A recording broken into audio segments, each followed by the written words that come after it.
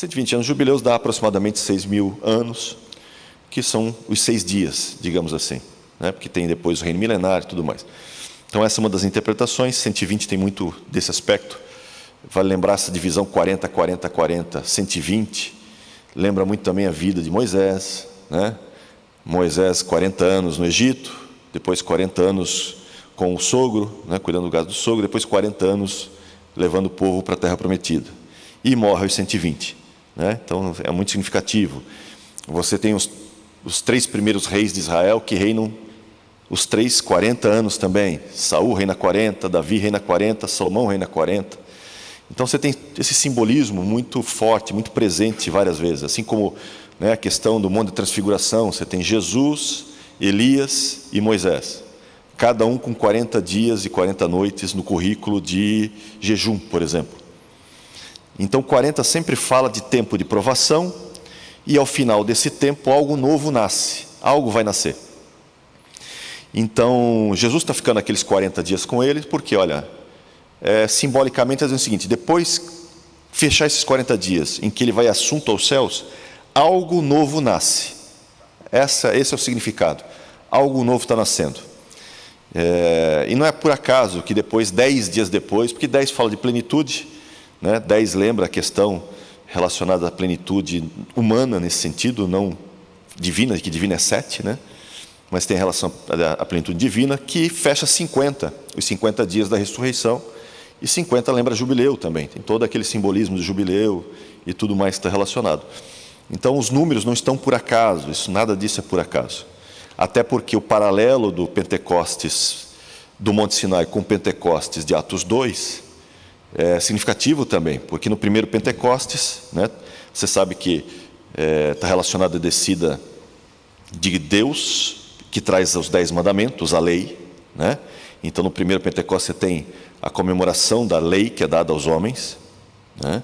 E você sabe que tem manifestações também, como línguas de fogo, porque quando você vê o texto lá em Êxodo, né, 19 em diante, você vê muitas vozes, né, trovões que eles falam, né? A tradução fica trovões, mas na verdade é como se fosse um som de muitas vozes. E aí você tem, por exemplo, eles veem as vozes, né? O texto no hebraico está assim: eles viram as vozes. A gente não vê vozes, né?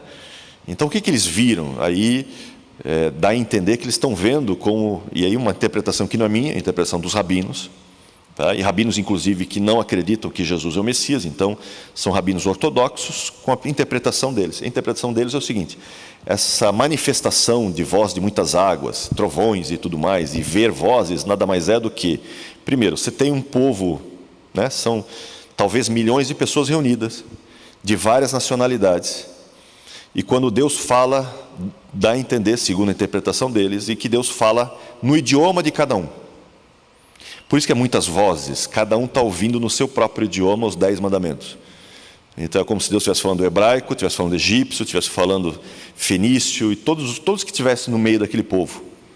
Cada um ouve, né? Aí na época tinha aquela crença das 70 nações, que vai ter um paralelo com Atos 2, porque Atos 2 você tem a mesma manifestação também, né? Dessa questão da glossalia, que é falar outras línguas, só que no caso de Atos 2 você vê que eles estão falando os idiomas dos povos que estavam ali reunidos, né? Pelo evento do Pentecostes.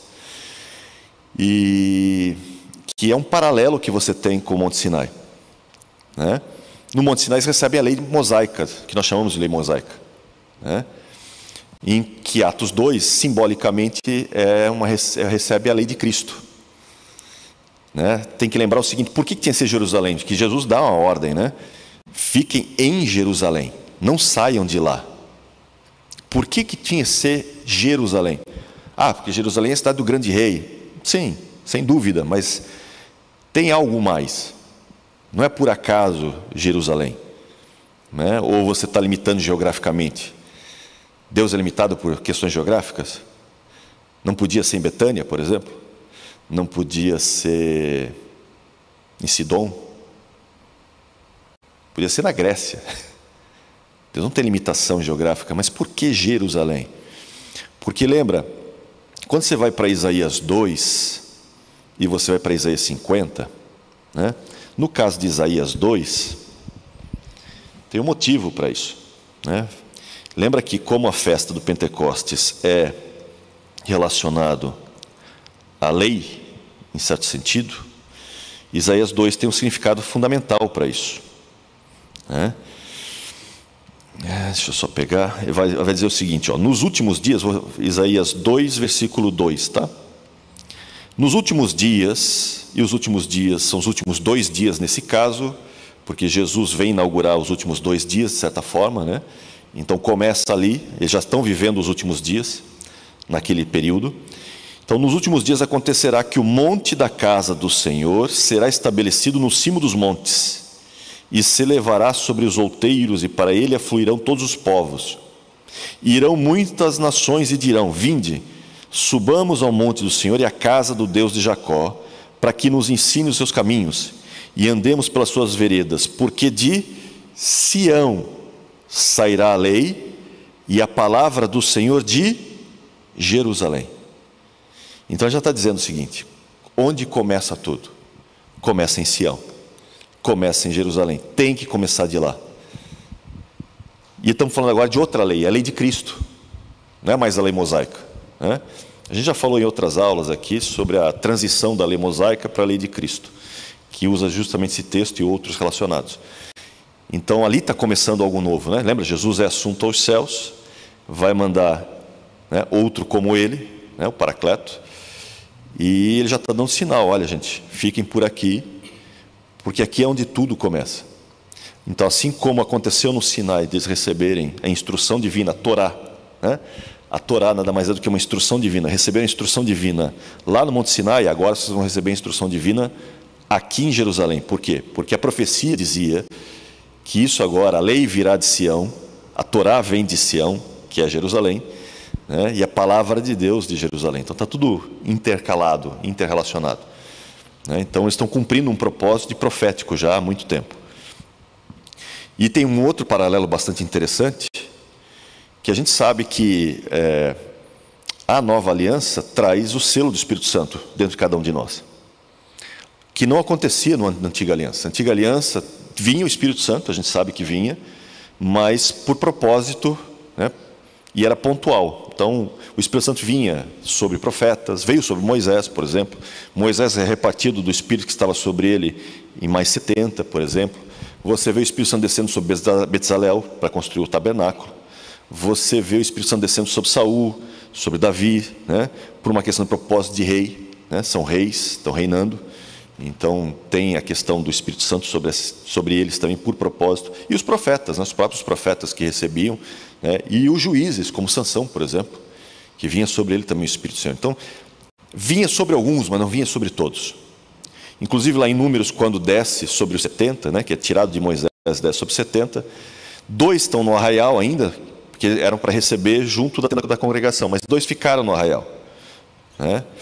Que é a Meldade e Eldade, se não me engano, né? Medade e Eldade. E eles começam a profetizar. Josué vem correndo, falando: Moisés, olha, tem 2 lá que estão...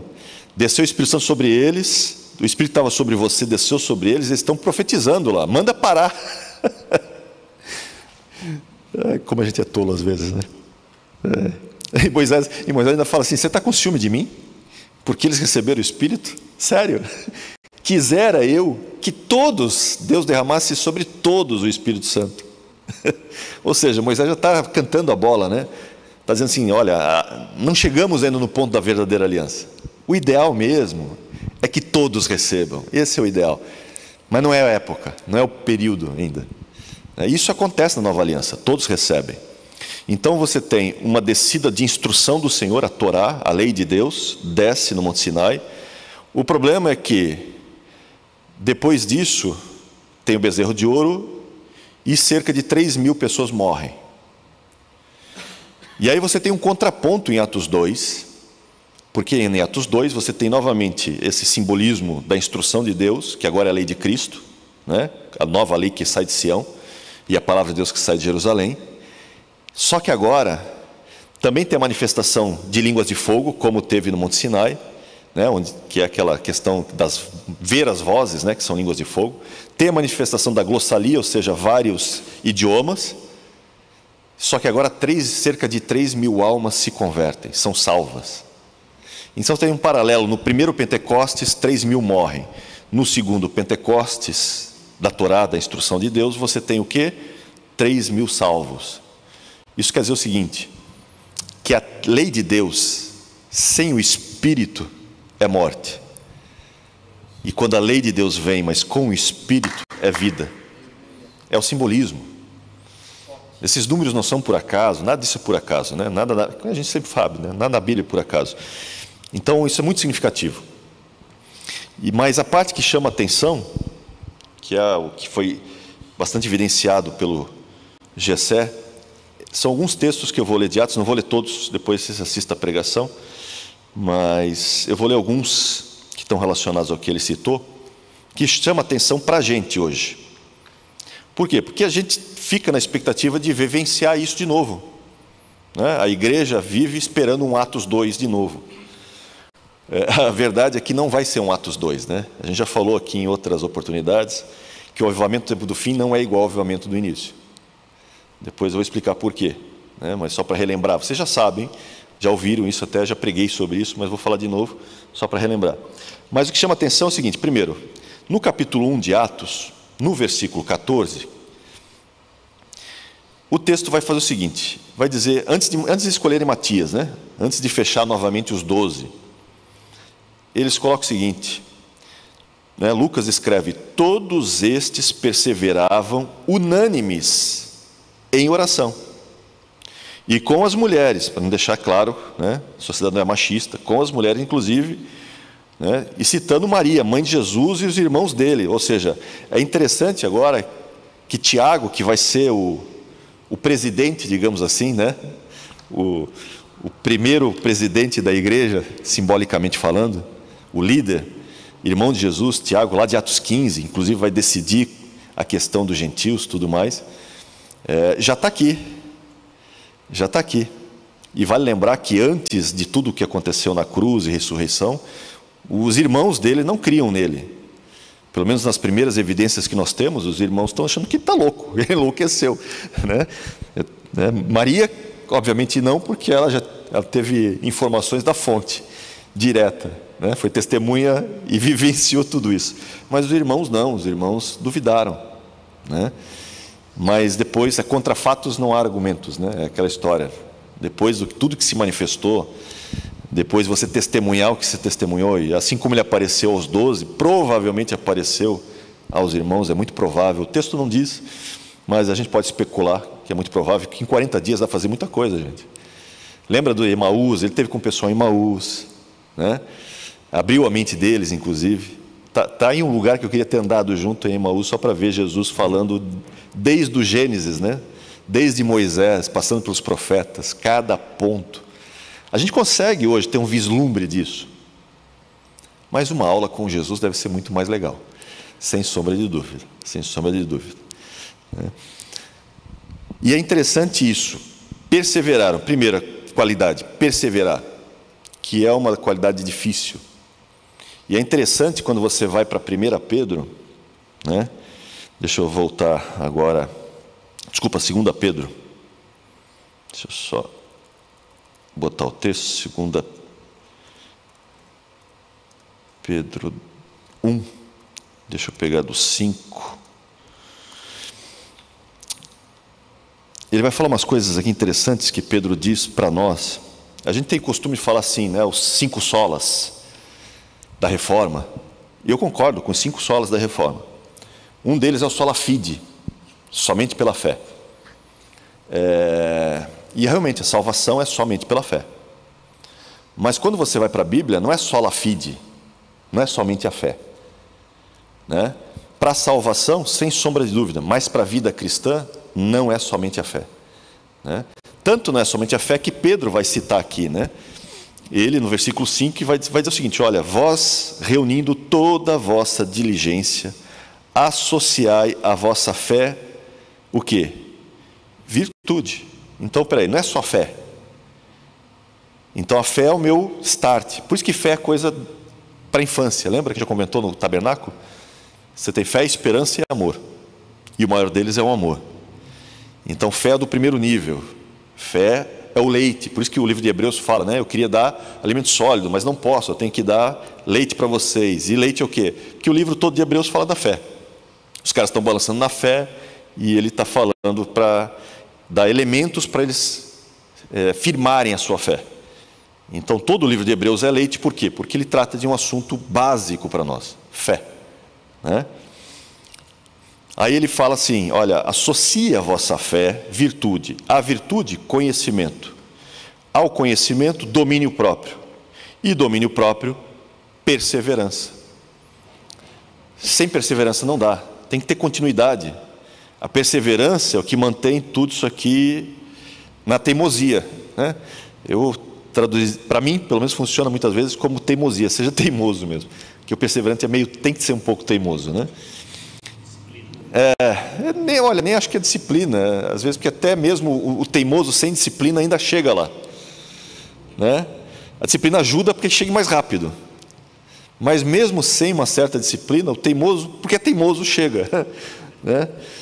Então, e aí, claro, ele continua, piedade, depois fraternidade, depois o amor, né? Então ele fecha esse ciclo, e ele fala, olha, essas coisas existindo em vocês e aumentando, não vai deixar que vocês sejam infrutíferos, ou seja, isso garante que você vai ser sempre frutífero, sem falar que ele dá a entender lá, né, nos versículos seguintes, que isso vai te dar entrada ampla no reino, ou seja, as portas se abrem para você do reino, basicamente isso que ele está falando, né? Você não passa de raspão, você passa tranquilamente, porque inclusive fala o contrário, quem nessas coisas não tem, é cego e está em risco, está numa situação delicada, né? Então é complicado. Então perseverança é fundamental, e é interessante que eles estão unânimes, perseverando na oração, né? Justamente fazendo essa busca em oração, e todos no mesmo lugar, porque daí você pega Atos ainda 1, deixa eu voltar para lá, só um pouquinho antes, Atos 1, versículo...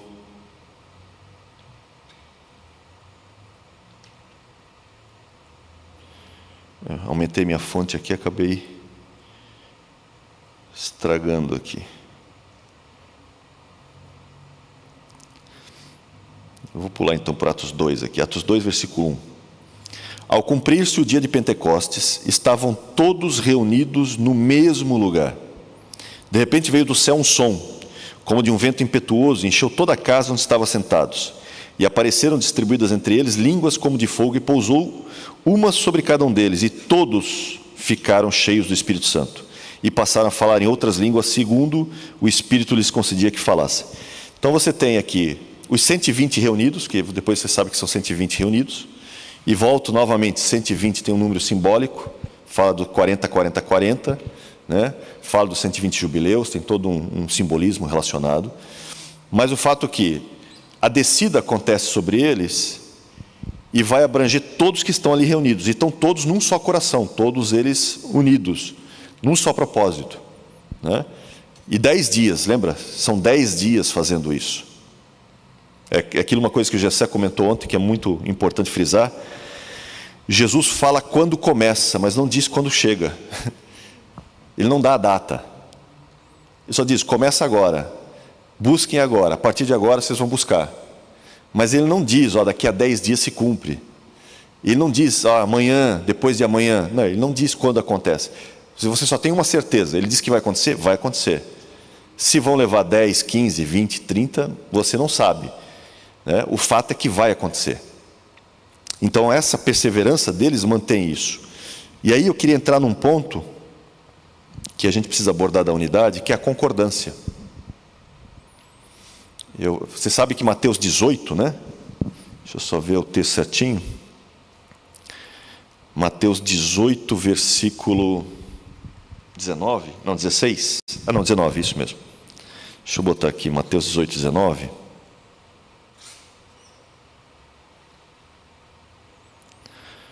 Jesus vai falar o seguinte, né? Em verdade também vos digo, se 2 dentre vós sobre a terra concordarem a respeito de qualquer coisa que porventura pedirem, ser-lhes-á concedida por meu Pai que estás nos céus. Porque onde estiverem 2 ou 3 reunidos em meu nome, ali estou no meio deles. Então aqui vem o conceito fundamental, o conceito de, primeiro, igreja, né? Ou seja, eu, sozinho, indivíduo, não sou igreja. Depois a gente vai falar desses textos com mais detalhes, porque tem algumas coisas importantes aqui, mas só para relembrar, nós somos templo do Espírito Santo, somos tabernáculo, mas não somos igreja, isolados. Sozinho você não é igreja, sozinho você é uma pedra viva, né? Templo do Espírito Santo, sem sombra de dúvida, mas não igreja. Porque igreja fala de chamados, fala de plural, fala de mais de um, fala de coletivo. Então, não existe uma congregação de um. Entendeu? Não tem, é coletivo, é pelo menos 2. Por isso que ele está falando aqui. Se pelo menos 2 de vocês, e aí onde ele fala, se 2 ou 3 estiverem reunidos, em meu nome ali eu estarei. Então a igreja só acontece quando há essa congregação. É fundamental entender isso. Por quê? Porque isso é uma bomba na cabeça do famoso desigrejado, que acha que ele sozinho é a igreja. E não é. Não é. Eu sei que o movimento desigrejado, nossa, como cresceu esse negócio. E a gente entende por quê, né? Afinal, a gente vê cada loucura nas igrejas hoje. E aí eu digo igrejas no sentido, não a igreja de Cristo, obviamente, porque a igreja de Cristo é perfeita, no sentido por causa do Espírito Santo que a santifica e guarda, mas no sentido reunião de pessoas que se dizem igreja, nominalmente, e que fazem umas loucuras tremendas, ou não tem ações daqueles que deveriam ser da igreja, né? Ações de... E lembra muito 1 Coríntios 11, né, gente? Você lembra 1 Coríntios 11, você tem o pessoal reunindo-se para cear em grupinhos. Você tem os ricos de um lado, os pobres do outro, né? Os ricos comendo do bom e do melhor, inclusive até se embriagando, que é um absurdo você pensar isso. E assustador às vezes, mas também reconfortante saber que eles também ainda são chamados de igrejas por Paulo, né? Apesar que estão ali no bico do corvo quase, mas mesmo assim Paulo diz assim, olha, vocês se reúnem para o pior e não para melhor, né? Então você tem esses aspectos que é reconfortante. Por quê? Porque você sabe que igreja não é um local de pessoa perfeita. Até porque se for, então eu já estou no lugar errado, porque eu não sou perfeito. Então eu já estaria no lugar errado, né? Então já começa por aí. Mas que são feitos perfeitos por aquele que nos salvou, né? Então essa é a diferença básica que a gente precisa entender. Mas o desigrejado, às vezes, ele fica chateado com as coisas e acha que ele consegue ser igreja sozinho. Não dá para ser igreja sozinho. É isso que o texto deixa claro. Não dá para ser igreja sozinho. Você não consegue se reunir consigo mesmo em nome de Jesus. Você pode orar a Deus em nome de Jesus, sem dúvida, né? Você pode ter experiências com Ele, mas não dá para se reunir consigo mesmo, né? Por mais que você seja um ser trino, não dá para tirar as 3 entidades de você, o corpo, a alma e o espírito, e fazer uma reunião consigo próprio, né? Por mais que a gente tente às vezes. E Paulo, eu lembro de Paulo, quando ele fala 1 Coríntios 9, 27, que eu esmurro o meu corpo, que dá a entender, né? Que Paulo parece ter essa DR consigo mesmo. Eu tenho uma DR comigo mesmo e eu descobri que meu corpo está querendo me sabotar. Então eu me reuni comigo mesmo, eu, minha alma, meu espírito, e dei uma surra no corpo. Então eu esmurro o meu corpo, reduzo a escravidão, para que mesmo eu, depois de ter pregado a muitos, não venha eu a ser desqualificado, né? Se Paulo pensava isso, que dirá nós? 1 Coríntios 9, já é o apóstolo Paulo, já tem bagagem de anos já de vivência, né? E o apóstolo Paulo diz assim, olha, eu, que sou eu, né? Apesar que ele cumpria essa questão de enxergar os outros como melhores do que ele, obviamente, Mas ele diz, olha, se eu, que sou eu, já preguei a muitos, corro o risco de ser desqualificado, né? Imagina você, imagina eu e você, né? Então, essa questão da concordância e da reunião é fundamental. Por quê? Porque, por exemplo, você vê o que acontece quando a igreja se reúne. Atos 2 é um resultado disso. Atos 2 só acontece porque a igreja estava reunida num só coração, num só propósito. Lembra? Em unidade de oração, perseverante, e reunidos todos num mesmo lugar. E por causa desse movimento, né, isso, digamos assim, não porque tinha que acontecer assim, tinha. Mas a promessa não tinha sido dada? Tinha. Então, se eles tivessem, né, não reunidos, mas tivesse cada um na sua casa, não tivessem obedecido e não tivessem orando, desceria o Espírito Santo, gente? Na brasa fora do braseiro. Não tem como. Brasa fora do braseiro, não tem como. Não dá. Então, é necessário. Você tem a palavra, lembra? Por isso que nós somos de Deus cooperadores. É nessas pequenas coisas que você vê que você de Deus... mas então Deus precisa de nós? Não, Ele não precisa de nós, Ele pegaria outros. Simplesmente Ele pegaria outros. Mas o privilégio é nosso. A honra é nossa. Né? É um privilégio. Não é uma obrigação, não deve... Inclusive, né, o texto deixa muito claro que ninguém sirva a Deus por obrigação, mas com coração voluntarioso, ou seja, por vontade própria, né? Então, não é porque você foi intimidado para isso, não, de forma alguma, mas eles são os meios para que aquilo aconteça. Eles foram trabalhados para isso. E outro, Atos 2, que é o primeiro grande avivamento, está cumprindo as chuvas de Joel. Tanto que o próprio Pedro, no seu discurso, vai falar, o que vocês estão vendo aqui, gente, nada mais é do que se cumpriu lá. Joel falou isso aqui, que Deus derramaria do seu Espírito sobre toda a carne. E o que vocês estão vendo é exatamente o que está acontecendo, né? E ele está dizendo, olha, é o que está acontecendo, não é o que se cumpre. Porque ali são as primeiras chuvas, e faltam as últimas chuvas. Então você tem 2000 anos de história, né? Nós estamos praticamente nesses 2000 anos de história, que é a época da colheita. Porque o que está acontecendo em Atos 2? Atos 2, a palavra foi plantada no coração. Lembra? A palavra é semente, é a parábola do semeador. Jesus mesmo diz, semente é a palavra. Então a palavra é colocada no coração, na terra. Então depende de como é que está o coração de cada um. Se o teu coração é pedra, né, pedregoso, não vai sobreviver. A palavra vai entrar e os cuidados do mundo e tudo mais vão acabar com isso. Se o teu coração está cheio de espinhos, também vai ter problemas, né? Então tem que ser um coração que é boa terra. Por isso que é um coração feito de carne, né, que a gente brinca. O coração transformado, que era de pedra, agora é um coração de carne. Por quê? Porque não se planta a semente da palavra em pedra. Não dá. Ela não vai frutificar. Você precisa o quê? Você precisa plantar isso, né, em terra molhada, que é o coração que nós temos, novo. O Evangelho, o coração de Evangelho, né? Essas boas novas. Então o que acontece? A semente da palavra foi colocada. Começou o processo da colheita, porque a igreja é a colheita, né? A igreja de Cristo. Então, para a colheita, então você começa o quê? Preparando o solo, que é o que Jesus faz. Prepara o solo, que é o coração dos discípulos, durante esse período de ministério, né?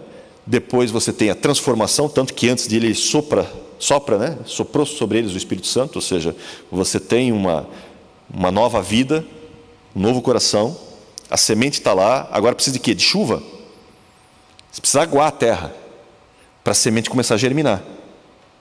Por isso que a chuva, as primeiras chuvas são chamadas de chuva temporã, né? E as últimas chuvas, chuva serôdia. Chuva temporã, no hebraico, é moré, né? E moré significa também ensinador, professor, mestre. Ou seja, a semente está embaixo da terra, Deus vai mandar aquela primeira, né, aguaceiro para deixar a terra bem molhada, que é a chuva professora que vai cair sobre esse coração para ensinar como essa palavra vai crescer e germinar e começar a tomar conta das coisas. E é o que a gente vê, né? Porque quem vai fazendo isso é o Espírito Santo. O Espírito Santo vai acrescentando. Se você ler o texto de Atos, o Espírito Santo acrescentava mais e mais almas. A gente acha que é a gente que faz, não é a gente que faz. A gente é só um instrumento, cooperador daquele que realmente faz. É o Espírito Santo que faz. Nós cooperamos com Ele. Por isso que de Deus somos cooperadores. Em todos os aspectos, tanto no coletivo quanto no individual. Mas somos secundários, né? Mas vasos de honra no sentido, não porque somos, porque é o vaso de barro, mas é o conteúdo que está em nós, que é a palavra de Deus, que é o ouro, que é aquilo que tem valor. Isso sim, porque é a glória dele, né? O próprio texto diz isso. Somos vasos de barro, mas o que está em nós é para a glória dele. Então você tem esse processo de começar a germinar, e é o que acontece no mundo. Aquilo parece que pega fogo, né? Toma conta do mundo da época, a ponto de você ter uma declaração: chegaram até nós aqueles que vêm fazendo o quê? Alvoroçando o mundo. Esses que começaram a alvoroçar o mundo chegaram até nós. Quer dizer, o negócio já tinha fama, antes de chegar já tinha fama. Quando chegou então, aí a fama se concretizou como um fato. Esse é o primeiro avivamento, que é a chuva Moré. Só que lembra, nós estamos no tempo do fim. E no tempo do fim, você não vem colher sementes. Você vem colher agora o fruto da espiga. Espera-se que a espiga tenha crescido. Essa espiga agora já tem, né, já está crescendo, mas ela está verde. Quando é que você colhe? Quando a espiga está madura. Esse é o desejo, né? Você não vai colher espiga verde, você quer madura. A mesma coisa, a colheita, inclusive tabernáculos, a época da colheita também da uva. E eles gostavam de colher uma uva doce. Então você não vai colher uva verde, que com certeza vai ser meio amargo o negócio. Então o que se depende? Se depende das últimas chuvas. Porque as últimas chuvas, elas vêm não mais para a semente germinar, mas agora para amadurecer o fruto. Por isso que é chuva serôdia. Serôdia significa o quê? Chuva da colheita. Está relacionada à colheita. Que é o tempo que nós vivemos, gente. Nós não somos mais a semente já foi plantada. Agora nós estamos na época do fruto. E o fruto é para ser maduro, né? Então o segundo avivamento é um avivamento para amadurecer. É diferente do primeiro. As características não são iguais ao do primeiro. E vale lembrar o seguinte: toda colheita, a colheita só vive, digamos assim, a produção de plantação e colheita vive só de 2 chuvas. Você já viu alguma colheita que vive só da primeira chuva e da última? Não existe. Todo o processo de colheita, você tem chuvas intermediárias, não tem? É o que você vê na história da igreja, gente. Você teve o primeiro avivamento em Atos 2, que são as primeiras chuvas, e ao longo da história você tem visto vários momentos de avivamentos. Épocas de seca espiritual, seca, parece que não desce nada, mas de tempos em tempos o Espírito vai dar chove em alguns lugares. São chuvas, né, mais relacionadas às regiões, não é de forma geral, mas ela está acontecendo. A gente sabe, é só você ler alguns livros de história da igreja, né? O último que a gente tem mais conhecimento, a Rua Azusa, por exemplo, é um exemplo clássico disso, né? Tem um debate sobre o que aconteceu lá no Canadá, mas aí é outra história, né? Não vou entrar nesse mérito. Mas o fato é que acontece, tem vários avivamentos ao longo da história. E provavelmente tiveram outros que nós não percebemos como, porque a gente começa a perceber isso muito melhor depois da reforma, né? Mas não quer dizer que não acontecia antes também. Provavelmente acontecia. Então essas chuvas continuam acontecendo, porque o Espírito Santo mantendo a sua colheita, visando a última colheita, que é a colheita mais madura. Muito bem. Nós queremos esse avivamento. Como igreja nós queremos isso. Só tem um problema. Não dá para chegar nesse avivamento se não tiver o mesmo comportamento de Atos 2. Não tem como. Tem que estarmos todos reunidos como uma só alma, um só coração, né? Que é o sentido do Eclésia. Um só corpo, um só coração, um só espírito. Num só propósito, nesse caso. Queremos o avivamento? Temos que orar por isso. Quanto tempo, Dionei? Perseverança. E a perseverança é até chegar. Essa é a parte dura. Porque se até chegar, talvez ele leve muito mais do que 10 dias. Aí só sendo teimoso. Literalmente, teimoso. E eu acho, aí é uma opinião minha, tá? Eu já falei isso numa pregação, mas só para lembrar, e eu me baseio nisso em Zacarias 10, versículo 1. Que o avivamento do tempo do fim, que nós vamos viver ou presenciar, não vai ser como foi do primeiro de Atos 2. Primeiro pela característica, né? Porque um é para crescer, está pegando algo que ainda é muito... É um germe, na verdade, né? É uma semente, e ainda vai se desenvolver, enquanto que no tempo do fim você já tem espigas maduras, prontas, mas que precisam de um processo de amadurecimento maior. Então é diferente, é outro tipo de característica. Por isso que a gente tem vivido, aqui na Palavra Viva a gente tem visto muito isso, né? Um processo de amadurecimento ao longo desses últimos anos, é notório, né? A mensagem tem sido amadurecida, e graças a Deus protegida de alguns ventos de doutrina que, né, parecia que a gente podia se perder, mas o Espírito Santo tem tido muito zelo, muito cuidado, e por isso eu louvo a vida do bispo, dos bispos todos, né, porque são todos, de certa forma, cooperam para que isso aconteça. Então, têm sido sensíveis à voz do Espírito Santo. E graças a Deus, pela liderança, começar pelo bispo Flori, obviamente, né, mas isso passa pelo bispo Rude, isso passa, né, pelo bispo Sérgio, e vem aos bispos atuais, né, é um processo natural, né, a liderança e os pastores idem. Então, e a gente tem amadurecido muito nesse tempo, mas sempre está por vir, né? Até porque o melhor mesmo é quando ele vier, aí é o melhor de tudo, né? O reino efetivamente estiver aqui presente fisicamente. Então o melhor sempre vai estar por vir, mas não quer dizer que você não possa vivenciar esse melhor já, ou parte desse melhor já, né? É isso que a gente está buscando. Então, é fundamental essa união, porque eu acho, como diz Zacarias 10:1, que pedir chuva, o texto fala isso, pedir chuva no tempo da chuva serôdia. Ou seja, aí é uma opinião minha, essa chuva serôdia não vem para todo mundo, só vem para quem pede. Porque se viesse para todo mundo, você não precisava pedir.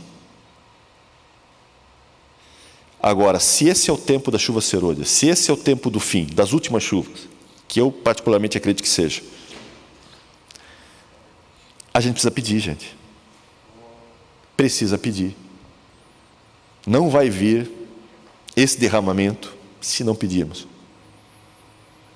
A gente quer as manifestações de Atos 2, a gente quer o poder de Atos 2. Mas se a gente estiver comprometido a ter as mesmas atitudes do povo de Atos 2, da igreja de Atos 2, não vai acontecer. E aí entra a questão da concordância, porque isso não é feito por uma pessoa. Não tem como. O padrão está na Bíblia, o padrão de Atos já deixa claro. O avivamento vem, a chuva vem, mas é um grupo que pede.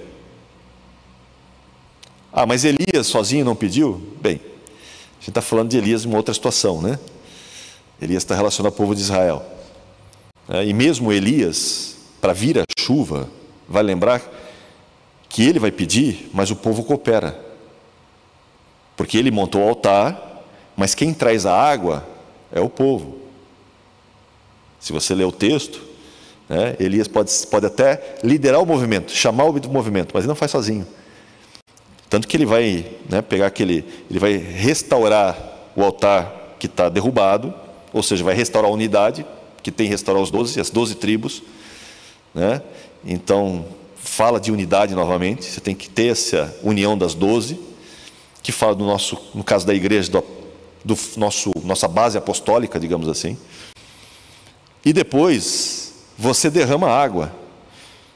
E, se eu não me lembro, são 3 vezes de 4, né? Eles trazem 4 talhas de água e enchem o altar com água, 3 vezes fazem isso, porque 12, né? Fala das 12 tribos, é como se fosse simbolicamente, cada tribo está doando água, e vai lembrar que água é justamente o problema, né? Estão numa seca de 3 anos e pouco, 3 anos e meio praticamente. Não tem água, praticamente. Então a água se tornou o bem mais valioso. Eles vão pegar a água e vão jogar no altar. Ele ainda faz um cerco ao redor do altar, ele cava, e o texto dá a entender que é como quem cava para plantar 2 sementes, né? É a mesma medida para quem planta 2 sementes. Por quê? Porque ele está plantando água, ele quer colher água, você vai colher o que você planta, né? Por isso que quando ele derrama, né, aqueles 12 talhos de água em cima do altar, enche o rego. E quando Deus se manifesta, ele não só consome o que está sobre o altar, que está bem molhado, como ele consome inclusive a água que estava plantada naquele rego. E eles vão colher logo em seguida o quê? Chuva. Plantou chuva, colhe chuva. Você quer avivamento? Você quer chuva? Plante oração. Tem que fazer como Atos 2. Não tem jeito. A gente quer uma forma mágica, né? Nós hoje somos muito fast food, esse é o nosso problema. A gente virou fast food, a gente quer resultado direto, imediato. Não vai ter. Não vai ter. Por isso que a concordância é fundamental. Quer ver uma coisa da concordância? Abre lá para a gente, ó, Levíticos. Vamos ler juntos. Levíticos 26.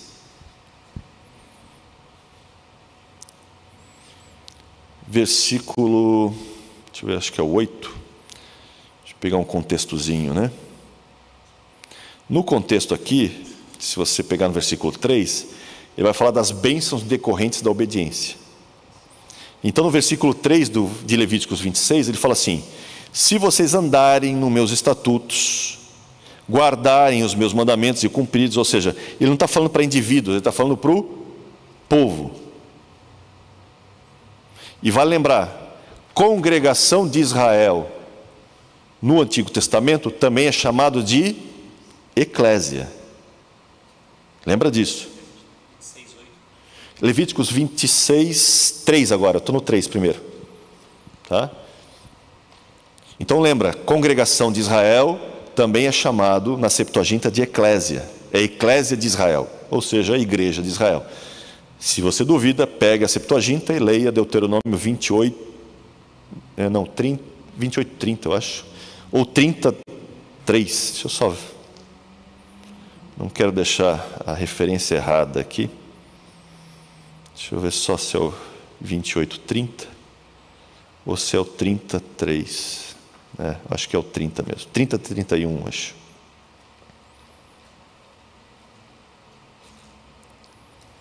Deixa eu só ter certeza aqui.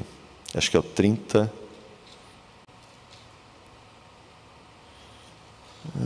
Cadê?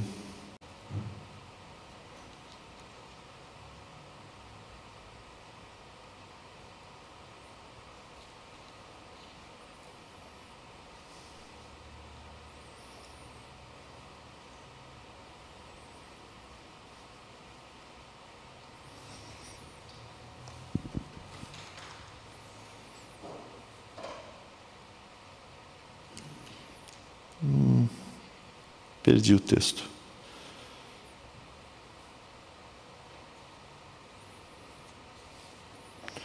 Deixa eu só buscar aqui. Congregação.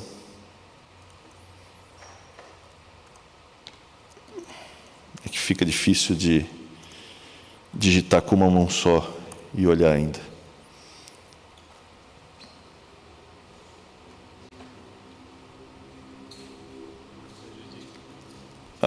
Obrigado.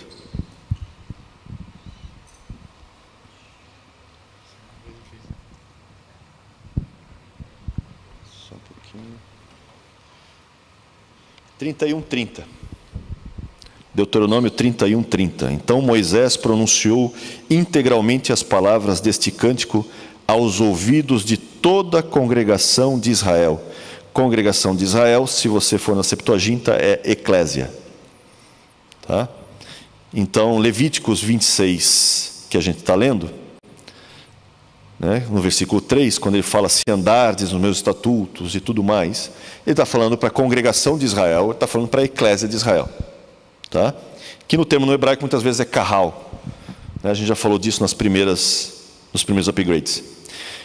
E ele vai falar uma coisa interessante. No 7 ele fala assim, perseguireis a vossos inimigos e cairão a espada diante de vós.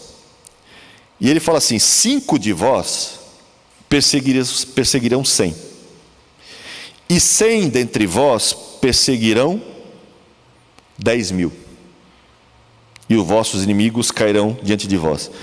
Então você vê o poder da unidade. 5 perseguem quantos? 100. Então tem uma proporção de 20 para 1. Ok? 20 para 1. Então cada um deles consegue trabalhar com 20. Depois ele fala que 100 de vocês perseguem 10.000. E aí você tem uma proporção de 100 para 1. Quanto maior a unidade, mais multiplica, não soma. Porque se você fosse né, se você mantesse a proporção, daria quanto? Daria 2.000. Mas não, quanto mais unidade você tem, maior e mais fortes inimigos você derruba. Só que essa unidade tem que crescer, tem que ter mais gente. Não tem como. E o pior, gente, a parte triste da história, é que o inverso é pior do que isso. Quando não há unidade, quando não há, né, quando não se anda no caminho de Deus, quando se faz o contrário, aí você tem Deuteronômio 32. Deuteronômio 32, eu acho que daí é o 30 mesmo, só ver. Deuteronômio 32, 30. Em que ele vai falar assim: como poderia um só perseguir 1.000 e 2 fazerem fugir 10.000, se a sua rocha não lhes vendera e o Senhor lhes não entregara? O que ele está falando aqui? Aqui é o inverso. Ele está entregando para os inimigos. Então assim, olha, se vocês não obedecerem, um inimigo seu vai perseguir 1.000 de vocês. Bota 1.000 para correr. 2 bota 10.000 para correr.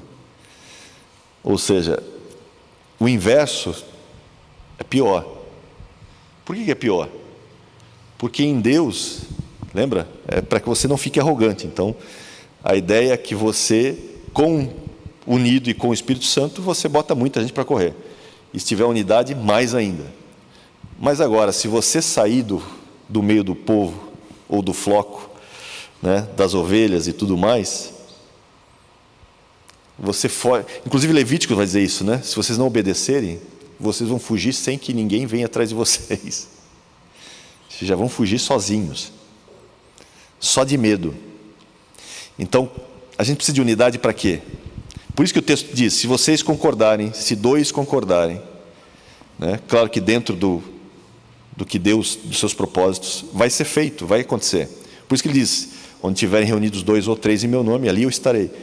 Então, para que a gente consiga esses efeitos de Atos 2, não tem jeito, gente. A gente vai ter que se reunir para orar e buscar. Vai ter que buscar num mesmo propósito. Só que a boa notícia é essa: ó. Quanto mais gente conseguirmos, maior o resultado. Maior o estrago que a gente vai fazer também no mundo espiritual. Por que a gente não tem crescido mais como igreja? Por um motivo simples: nós negligenciamos os princípios. Só por isso. Inclusive o Gessé citou, né, sobre a questão de você orar. Ele citou a questão de Pedro, quando Pedro estava preso, na época dos ázimos, né, era a época dos pães ázimos. Pedro estava preso e ia ser morto quando terminasse a festa. E o texto diz, né, que a igreja orava incessantemente por Pedro. E a gente sabe o que aconteceu, né? Porque Tiago já tinha sido morto, né?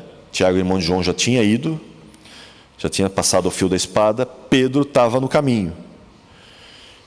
E a igreja ora incessantemente. Move os céus, porque um anjo vem e tira Pedro do meio da cadeia. Lembra, Pedro dorme do meio de 2 guardas, gente. Ele está com algemas, digamos assim, em ambos os braços, 2 guardas, um em cada lado, para garantir que ele não fugisse. E além disso, ainda tem mais 2 barreiras até a saída.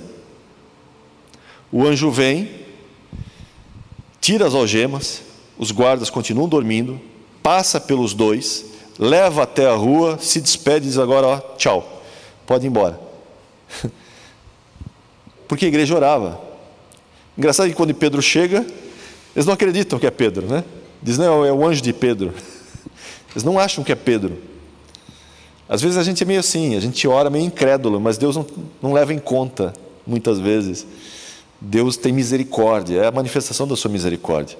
Né? Mostra que, mesmo a oração manca que nós temos, alcança resultado. Por quê? Porque não é por causa de nós, é por causa do que está em nós, né? Essa é a diferença. Por isso que o Romanos 8, 26 vai falar que o Espírito nos ajuda nas nossas fraquezas, porque não sabemos orar como convém. Então Ele intercede por nós, né? Ele vai, de certa forma, alinhar a nossa oração à vontade de Deus. Do tipo assim, Ele está orando por isso, mas não é isso que Ele precisa de aquilo. Mas Ele está orando, Ele está buscando. Ele não entendeu ainda, mas Ele vai entender. Se Ele persistir, Ele vai entender. Ele vai alcançar, né? Então, claro, nem toda oração é respondida, a gente sabe disso, no sentido do que a gente quer, mas respondida, sim. Até mesmo Paulo, quando tem o seu desejo, né, do espinho da carne ser tirado, mas é ele respondido, a resposta é simples, não vai ser, pronto. Mas tem uma resposta. A gente costuma brincar, até quando você ora? Até vir a resposta. Isso pode levar anos, às vezes, mas ore, até ouvir o sim ou o não. É que nem você experimentar Filipenses 4, né? Quando fala justamente de você experienciar o descanso. Se você ver o versículo anterior, vamos lá, Filipenses 4, pegar o versículo 6 em diante, fala assim, ó, não andeis ansiosos de coisa alguma, em tudo, porém, sejam conhecidas diante de Deus as vossas petições, pela oração e pela súplica com ações de graças. Então, a paz de Deus, que excede todo entendimento, guardará o vosso coração e vossa mente em Cristo Jesus. Mas quando é que a paz de Deus, que excede todo entendimento, chega? Chega depois que você apresenta suas orações e súplicas. Então, quando é que você para de orar? Quando a paz chega até você. Enquanto a paz não chegar, você não para de orar, você continua orando. Então, muita gente não vivencia o texto porque não foi persistente, não perseverou em oração. Aí não experiencia a paz, continua atribulado, continua ansioso. Até quando? Até essa paz alcançar você. Enquanto ela não alcançar você, você não para de orar, continua orando, continua buscando. Eu me pergunto às vezes, será que Daniel receberia a resposta se ele não tivesse orado os 21 dias?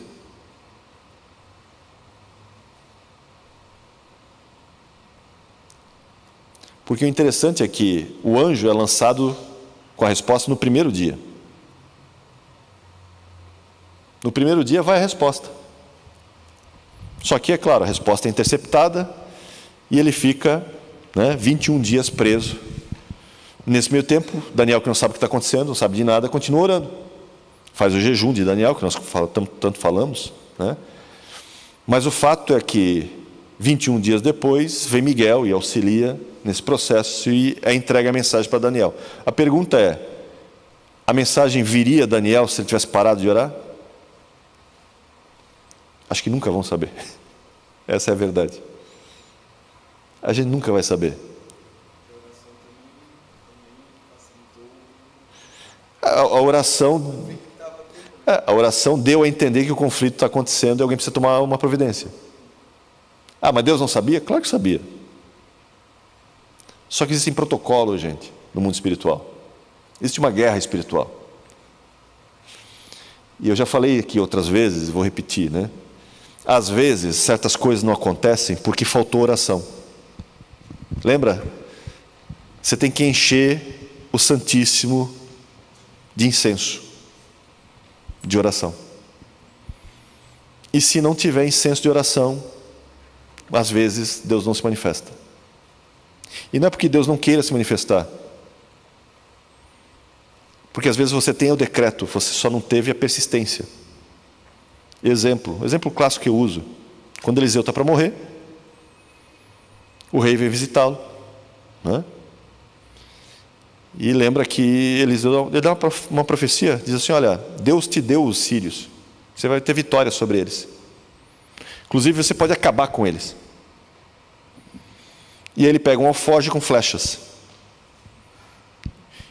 E ele dá lança a primeira flecha pela janela, para dizer, olha, o processo é assim, você tem que lançar flecha. E aí o alforje, dá a entender que o alforje tem pelo menos 6 flechas ainda, né? Tem pelo menos 6 flechas. O rei pega, não dá muita importância, pega e lança, né? Lança 2 ou 3, se não me engano, flechas. E para. Ele não esvazia o alforje. Sobrou flecha no alforje. Porque senão o texto não diria que o profeta ficou bravo com ele e diz assim, olha, por que você não lançou 6 ou 7? Não é que você não lançou 5 ou 6? Não é que você não lançou mais flechas, porque você parou. Quer dizer que tinha mais flecha no alforje. Aí falou, por que você lançou 3? Você vai ter 3 vitórias contra eles, mas não vai vencê-los, não vai acabar com eles. Eles vão se reerguer e vão vencer sobre você. Ou seja, ele tinha o decreto. Deus já tinha decretado. Não. Está aqui, ó. Eles têm. Eu dei ao rei a capacidade de vencer. É só ele agir de acordo. O rei faz o quê? Não dá muita bola e lança somente menos flechas. Consequentemente, ele tem menos resultado. O inimigo que era para ser derrotado, dizimado, se levanta novamente e vai derrotá-lo, vai vencê-lo. E eu sempre digo, essas flechas são aqui nem no mundo espiritual, gente. A gente fala às vezes que Deus entregou a Europa para a palavra viva em alguns aspectos, né? Determinadas regiões. Então, se Deus entregou, por que não temos essas regiões? Ou Deus entregou determinadas cidades ou determinados bairros para a palavra viva, e por que nós não temos? Porque a gente não lançou flecha. Nós lançamos algumas, mas não foi suficiente para que o inimigo fosse derrubado. Então a gente lançou, mas não fomos perseverantes. Faltou perseverança. Ministério de oração é fundamental. A oração são essas flechas. Quando você ora, você está lançando flechas no mundo espiritual. E às vezes você está entrando em batalhas que, se você não perseverar, você chama a atenção do inimigo para você, e cuidado. Que Deus tenha misericórdia de você. Porque certos inimigos, quando são atingidos, ou você lança essa saraivada de flecha, ou seria melhor para você nem ter mexido. Por isso que a perseverança é fundamental, por isso que o discernimento é fundamental. Não estou dizendo que o inimigo seja poderoso, o problema não é o inimigo. O problema somos nós, o elo fraco dessa corrente. Por falta de perseverança, por falta de cuidado. Porque a gente entra às vezes em batalhas que não está disposto a lutar como deveria. E certas batalhas, gente, depois que você entra, ou você vai até o fim, ou você vai ficar pelo caminho. Que eu digo ao povo de Israel no deserto. Então, é sério, muito, muito sério. A gente segue isso à risca hoje? Não. Não. Por isso que temos os resultados que temos. Mas isso é um decreto? Não. A gente pode mudar isso. Começando por aqui. Por exemplo, nós temos várias cadeiras vazias que já tiveram mais cheias aqui. Por que elas não estão cheias hoje? Já percebeu que todo começo de série você tem mais visualizações do que o final? Porque o povo se empolga no começo. depois vai caindo, perdendo a força. É natural, Johnny? É natural, mas é triste. É triste, porque evidencia a nossa fraqueza.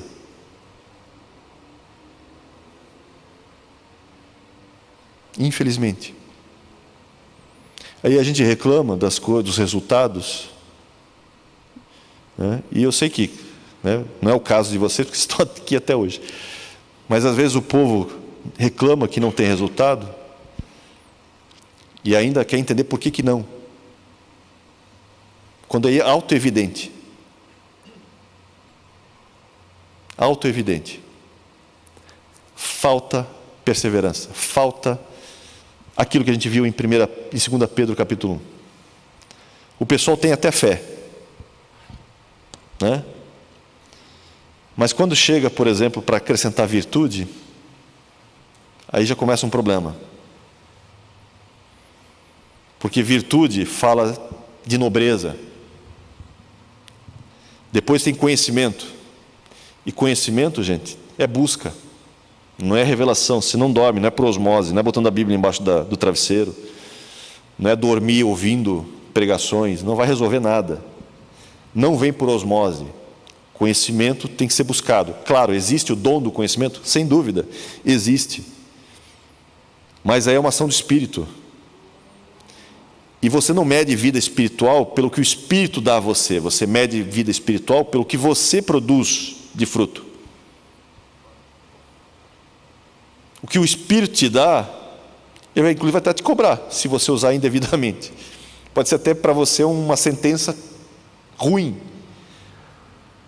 Mas se você produzir, porque isso aqui é produção, você produz essa busca, né? A virtude é produzida em você, você se deixa ser meio, né, para que o Espírito manifeste o fruto, porque o fruto, lembra, o fruto é do Espírito, não é teu. Mas é você que está ligado lá, você que deixa passar a seiva. Lembra quando fala de enchei-vos do Espírito Santo, de Efésios? Só para lembrar, o verbo está no passivo. No grego, o verbo enchei-vos do Espírito está no passivo. O que significa isso, Dionei? Significa o seguinte, que não é você que se enche. Você se deixa ser enchido. Por isso que é passivo. Ou seja, não é você que força o Espírito Santo a te encher. Você é que libera para que ele venha te encher. É diferente. Você se disponibiliza. Você se esvazia para que ele possa te encher. E ele vai te encher do jeito que ele quiser. Como ele quiser. Porque ele faz da forma que ele acha melhor. Né? Agora, se você está cheio de entulhos, como é que ele vai te encher? Porque para encher você tem que esvaziar do que tinha antes. Não tem como fazer diferente. E aí vem domínio próprio. Como é que você vai ter domínio próprio se você não consegue, nas batalhas, vencer essas próprias, sabe, mortificar a tua carne, como diz o texto, mortificar as obras da carne. E domínio próprio fala de disciplina, né? Aí entra um negócio fundamental, disciplina. Que também o pessoal pena muito. Né? É só ver como vende aquele livro, 7 hábitos das pessoas eficazes.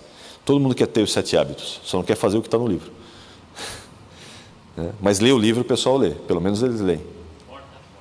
É.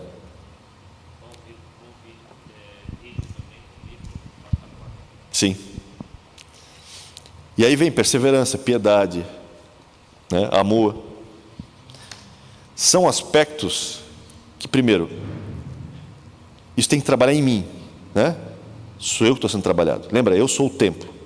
E eu vou me reunir com os outros para ser igreja. E à medida que eu vou me reunindo com os outros para ser igreja, esse processo vai potencializar a ação do Espírito no meio, né? Cada vez mais. Muito bem. Oi? Cornélio, exatamente. Você tem essa manifestação. Cornélio, inclusive, é uma quebra de paradigma teológico, eu digo, né? Porque Pedro até ali achava que era só para os israelitas. Cornélio vai mostrar para ele que não, é para todo mundo. Então ali ele expande a teologia de Pedro. Pedro estava dentro de uma caixa, e às vezes a gente vive dentro de uma caixa, achando que a teologia é só aquilo ali, que a vida cristã é só aquilo ali, até Deus mudar o teu mundo, né? Tirar o teu chão. Para Pedro foi tirar o chão. Inclusive Pedro chega arrogante ainda, né? Chega para Cornélio e diz assim: sabe que nós judeus, nós, raça superior, puros, santos de Deus, não podemos estar na casa de ralé de vocês, né? É quase isso que ele está dizendo. É um assinte, é uma ofensa para Cornélio. Né? E depois ele tem o mundo dele totalmente virado, totalmente derrubado de cima a baixo. Mas glória a Deus por isso, porque isso mostra para nós também que nós também podemos ser às vezes tolos, mas com o tempo a gente pode crescer. Né? Graças a Deus por isso, é o mesmo processo. Mas só que só tem um detalhe importante. Esse Pedro é o mesmo Pedro de Atos 2, né? Porque Cornélio é Atos 10. Passaram-se muito tempo ainda. Olha a misericórdia de Deus agindo, né? Agindo num Pedro que se achava ainda, né, melhor do que os outros. É interessante quando você analisa os detalhes, né? O processo de crescimento. É a ação do Espírito, por isso que ele é bebê, né? Lembra? Semente da palavra, novo nascido, bem dizer, simbolicamente. Novo nascido, bebezinho. Então Deus sabe que é bebê e vai tratar, e a maturidade vem com o tempo. É o processo de crescimento. Então, essa é a parte que eu acho interessante. Você pode ter uma igreja de bebês que pode ter resultados fantásticos, mas a unidade deles é tamanha que a manifestação do Espírito cresce proporcionalmente. Pode até ser bebês. Por isso que eu discuto aquela questão lá do Canadá, né? Porque o pessoal fala da unção que teve, que tem os leões e tudo mais que teve lá, né? Unção do riso e todas aquelas loucuras. Às vezes eu me pergunto se não são meninos tendo uma ação do Espírito Santo, mas por serem meninos não compreenderam tudo o que aconteceu. Ou seja, pode até ter sido algo real, não estou dizendo que não seja, mas por serem meninos não souberam responder à altura, né? Mas a gente não, a gente tem maturidade, mas não temos resultados.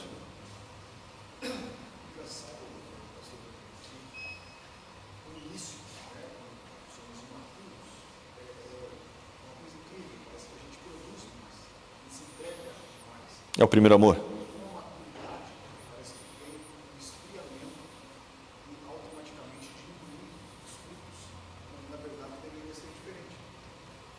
É o problema da igreja de Éfeso, que abandonou o primeiro amor. Tinha obras. Conheço as tuas obras, lembra? Mas tenho contra ti que abandonaste o teu primeiro amor. Inclusive faziam obras maiores até. Mas cadê o primeiro amor? Então, a vantagem da criança é o seguinte: por que geralmente as crianças no reino recebem as coisas rápido? Por exemplo, né, eu costumo brincar com isso. Eu sou um velho na fé. Eu quero uma coisa igual ao cara que entrou, não, novo nascido, 3 meses de vida cristã. Eu e ele estamos pedindo a mesma coisa. Exatamente a mesma coisa. Não dou 2 semanas para ele conseguir. E eu vou penar talvez meses para conseguir. Por que para ele veio em 2 semanas o que para mim vai levar meses? Se a oração é a mesma, o pedido é o mesmo, praticamente, simbolicamente falando. Inclusive eu sou mais maduro. Então por que para mim isso não vem tão fácil e para ele vem super fácil? É fácil. É só você lembrar como era a tua vida de pai quando criança recém-nascida. Como é que era? Quando a criança chorava, o que você fazia? Ou o que você faz, né, Gessé? Você corre com tudo. É água, você vai ver se é água. Não, não é água. É fome? Não, não é fome. É o cocô? Não, não é. É cólica? Não, não. Vai eliminando, né? Você não fica dormindo enquanto ela chora, né? Ah, que beleza, que som agradável. É música para os meus ouvidos, vou dormir com esse berro. Não. Ela chora e o pai faz o quê? Age. Porque se o pai e a mãe não agirem, a criança corre risco de vida, inclusive. Pode morrer. Depende da situação, se você não der atenção, pode ser algo grave. E você precisa correr para ver o que é. E se for fome, por exemplo, porque, dependendo, a criança pode morrer de fome, né? Ou pode ter sérios problemas. E se nós, que somos pais ruins, como diz o texto bíblico, a gente percebe isso e faz assim, imagina o Pai dos céus, quando vê um recém-nascido berrando, e ele sabe que aquilo é importante para ele. Por isso que o recém-nascido parece que ele tem uma via, sabe, direta assim. Para ele tudo acontece mais rápido. E você que é velho da casa, né? Por que não acontece tão rápido? Pelo seguinte, essa criança recém-nascida, ela quer água, por exemplo. Mas ela não sabe buscar essa água. Ela não sabe pegar essa água. Ela só sabe que quer água. Para ela, essa oração é como quem está pedindo água, mas não sabe como pegar. Porque é bebê. Você não vê um bebê saindo, indo lá na despensa, pegar um copo, aí vai lá na torneira, né, abre, ou vai não sei onde for, pegar água e... Não, o bebê não faz isso. O bebê chora para pedir. Agora, nós que já somos maduros, você não vai chorar em casa e dizer, pai, me dá água, né?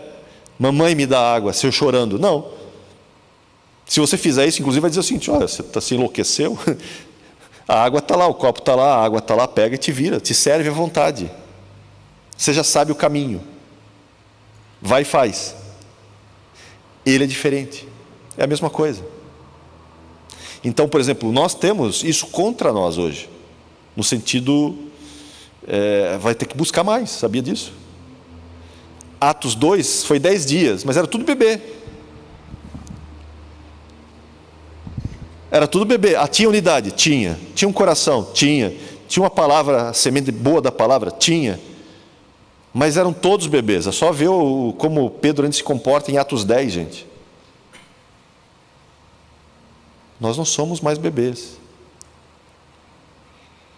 A nossa busca tem que ser diferente. Por isso que pode levar muito mais do que 10 dias. E será que a gente consegue reunir 120 pessoas por mais de 10 dias, sendo que aqui não reunimos nem 20? Que dirá 120? E aí a gente não entende por que certas coisas não acontecem. Não vão acontecer. Não tem flecha suficiente. Não tem incenso suficiente. Não vai dar.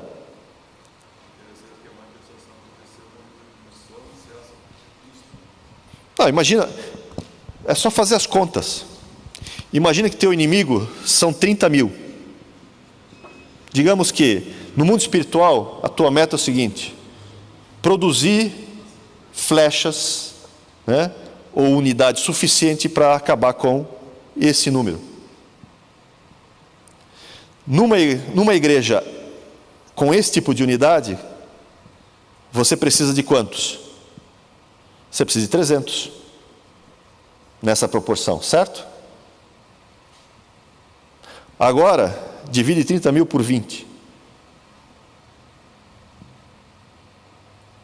É como se eu dissesse, aqui eu vou precisar, se aqui eu preciso de, sei lá, 300 dias, digamos que eu preciso de 300 dias para isso acontecer. Aqui eu vou precisar de 1.500, é isso? Acho que é, 1.500. O que eu faço aqui em menos de um ano, aqui eu vou levar quase 5. A pergunta é, com que nos parecemos? Com esse grupo ou com esse grupo? Por que demora mais?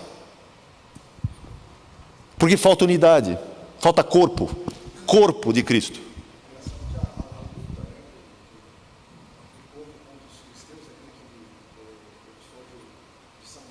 Sim.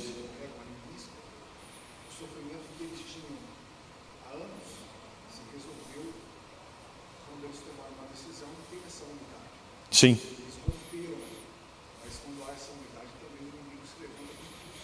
Sim, mas a batalha é proporcional, né?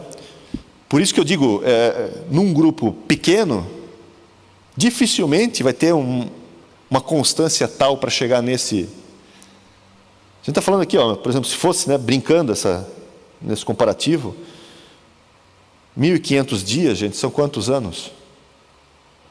Uns 4 e poucos anos.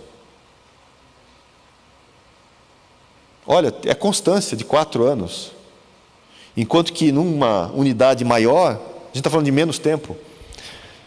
Claro que a gente não sabe o tamanho do problema, a gente não sabe o tamanho, nem a quantidade, mas a gente sabe que é o seguinte: quanto maior for a unidade, mais rápido o resultado vem. Por isso que não importa muito, inclusive, se estamos falando de bebês ou não. Porque, na verdade, Deus está fazendo o quê? Está honrando a sua palavra. Porque, em última instância, não somos nós que fazemos, é Ele que faz. É só lembrar de Gideão. Gideão reuniu um povo gigante, milhares de pessoas. E Deus falou, não, pode reduzir isso aí para 300. Vai dar 300 e pronto. Eu só preciso disso. Mas se não tivesse os 300 de Gideão? Se fosse só os 18 de Gideão? Os 12 de Gideão? A pergunta é, teria conseguido? Talvez até sim, pela misericórdia de Deus, não por causa da quantidade. Mas tudo é simbólico no reino, tudo tem um sentido no reino. É aquela coisa, a gente costuma sempre brincar, Deus vai fazer o impossível, mas cabe a nós fazer o possível até o momento que o impossível se manifeste. Ou seja, se de Deus somos cooperadores, nós vamos ter que andar até onde nós conseguimos. Até quando não conseguimos andar mais, aí Deus vem aqui e nos carrega. Mas enquanto eu puder andar, eu vou ter que dar esses passos. Agora, Ele não vem e me pega do começo. Ele poderia, claro que poderia, ele pode fazer tudo sozinho. Inclusive, Deus podia fazer tudo sem a gente. Então, por que Deus faz conosco? Porque é engraçado, né? Porque se Ele quiser fazer uma coisa bem feita, Ele faz sozinho. Jesus mostra isso claramente. Por isso que Jesus vem e só depende dEle. Ele faz tudo sozinho. A obra da cruz é Ele que faz e pronto. Mas igreja Ele não faz sozinho. Ele quis fazer com a gente. Por quê? Pelo mesmo motivo que você faz castelos de areia com teu bebê, ou tua criança numa praia. Não é por causa da beleza do castelo. É por causa do processo do relacionamento. Você não está preocupado, se for fazer um castelo bonito, né? Não vai ser uma criança de 7 anos que vai fazer um belo castelo de areia. É muito mais fácil que um adulto consiga fazê-lo, mesmo que não tenha muitas habilidades artísticas. Mas você não está preocupado em fazer um castelo de areia com teu bebê na praia por causa da beleza do castelo. Você está preocupado em fazer o quê? Por causa do relacionamento que vai ter com ele. Faz parte do processo. É o processo do relacionamento, é o processo da construção. E é a mesma coisa na vida cristã, não tem jeito, é o processo da construção. É claro que Deus pode fazer apesar de nós e a despeito de nós. Agora, é muito melhor participarmos disso. E melhor ainda se a gente participar num nível tal que você diga, ouça, né, naquele dia, servo bom e fiel, entra, né, no reino. Do que ouvir servo mau. E a gente está numa fase que me lembra muito, às vezes, eu não vou entrar diretamente nesse ponto, mas me lembra muito 1 Coríntios 3. O que tem em 1 Coríntios 3?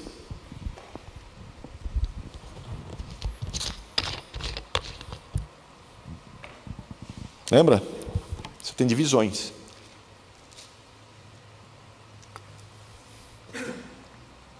Você tem partidarismo dentro da igreja. Que uns estão dizendo que são de Paulo, outros são de Apolo, né? Você tem partidarismo. Aí Paulo vem e fala o quê? Vocês são carnais. Vocês são crianças. Que divisão é coisa de criança. Partidarismo, divisão é coisa de criança. É a mesma coisa que eu chegasse aqui e dizer o seguinte, encontrasse na sede aqui um grupinho reunido, não, eu sou do Gessé. Aí outro grupo, não, eu sou do Lucas. Aí outro grupo, eu sou do Gustavo. Né? E aí vai dividindo. É loucura. Mas existe. Não aqui eu estou dizendo, né? Mas simbolicamente a gente sabe que existe. Partidarismo. E se tem partidarismo, tem meninice. Porque Paulo deixa muito claro. O fato de ter divisões em vocês mostra justamente que vocês são carnais. É isso que Paulo está dizendo para a igreja de Corinto. Divisão é carnalidade. Né? Então você tem esse problema na igreja de Corinto. E o que me chama a atenção é que lá na frente vai falar dos galardões, no mesmo capítulo, e ele vai fazer justamente uma coisa interessante, um comparativo de nós como templo. Né? Ele vai falar justamente da questão que é Deus que dá o crescimento, né? Que provavelmente tem gente achando que não, é porque eu que fiz e o negócio cresceu porque eu fiz. Não, ele fala, olha, um planta, outro rega, mas quem dá o crescimento é Deus. Ponto. Então, nem o que planta é coisa alguma, nem o que rega, mas é Deus quem dá o crescimento. Né? E ele fala, o que planta e o que rega são um. É o trabalho da unidade. Um é evangelista, o outro é o pastor. Ou seja, a ovelha não foi ganha nem pelo evangelista e nem é porque o pastor mantém, mas é porque Deus é que trouxe. Deus é que deu o crescimento. Né? E ele fala, olha, e cada um vai receber o seu galardão segundo o seu próprio trabalho. E o galardão, nesse ponto, já percebeu, é individual. Isso eu acho interessante. Você não tem nenhum relato de troféu por equipe. Isso eu acho fantástico. Não há troféu por equipe no reino de Deus, já percebeu? O galardão não é por equipe. Ó, equipe de Éfeso, está aqui o troféu de vocês. Não. O galardão é individual. Isso assusta até. É assustador. Por isso que ele fala, o que planta é um, o que rega é outro. Ambos trabalham em unidade, pelo mesmo processo, mas cada um vai receber segundo o seu trabalho. E é onde ele entra na questão do galardão. Ele vai falar, olha, cada um vai receber o seu galardão. E aqui, gente, gostemos ou não, existe um mérito. A gente sempre foi contra mérito por muito tempo, mas está na hora da gente começar a lembrar disso aqui.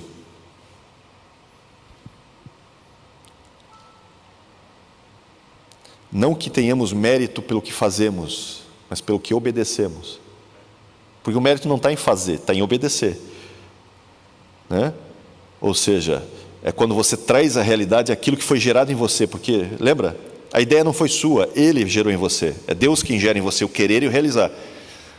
Qual é o teu mérito, digamos assim, entre aspas? É você trazer o que Ele gerou em você para esse mundo aqui, mundo material, para a realidade. É você obedecer aquilo que foi gerado dentro de você. Porque até Ele vai te capacitar para isso. Eu me nego a um Deus que gera algo em você que não vai te capacitar para isso.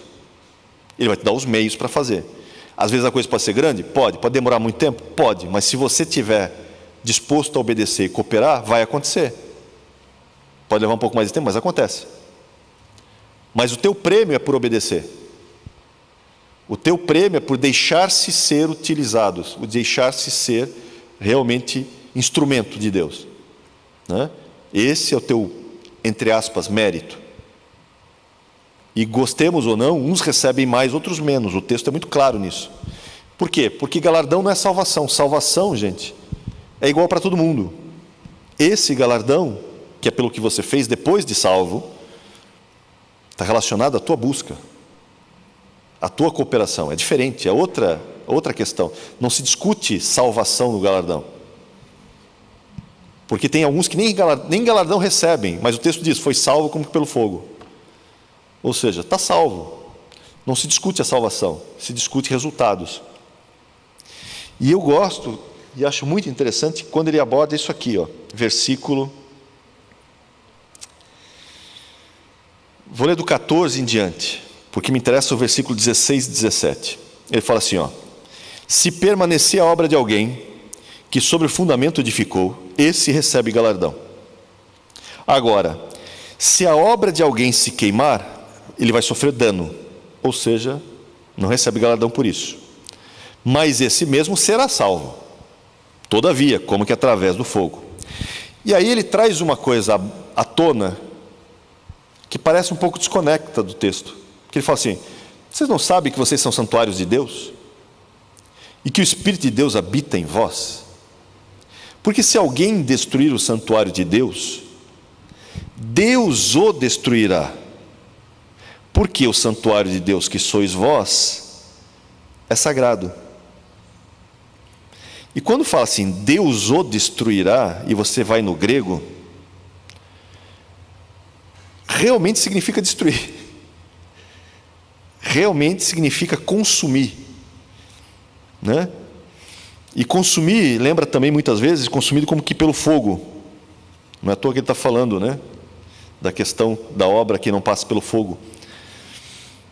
Mas por que ele traz isso nesse contexto do galardão? Ele vai falar do galardão, fala do fundamento que é Cristo, e de repente ele tira do bolso: olha, lembra aí, gente, vocês são santuário do Espírito Santo. Se você destruir, né, o santuário de Deus, Deus vai te destruir.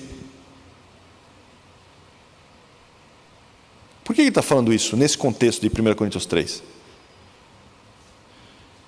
Dois motivos. Um, lembra como é que começa o capítulo?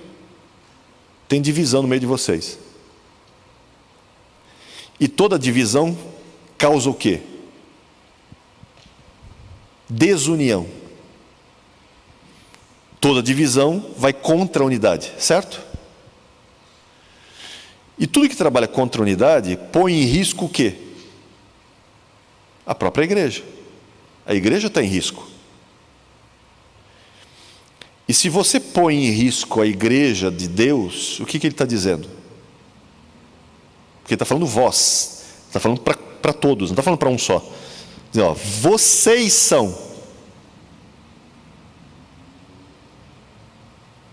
Cuidado, se você trabalha com divisão, é isso que ele está dizendo.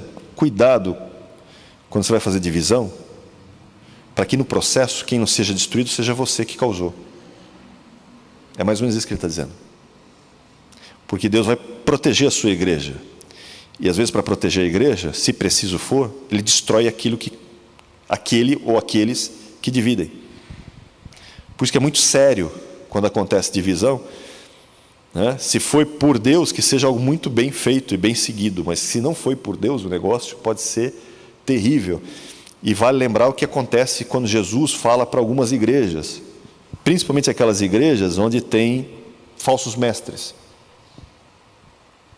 E tem uma em específico que tem uma profetisa que se autodenomina profetisa, né? Nem profetiza, ela se autodenomina profetisa, e ela é Jezabel no meio do povo. Ela está trazendo o quê? Um ensino de idolatria e imoralidade sexual, você vê no texto. E ela está no meio da igreja. O que Jesus faz com ela?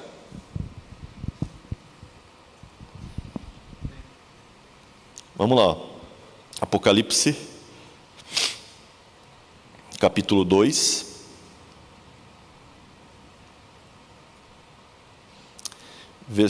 A igreja, só para saber, é Tiatira. Começa do versículo 18 do capítulo 2.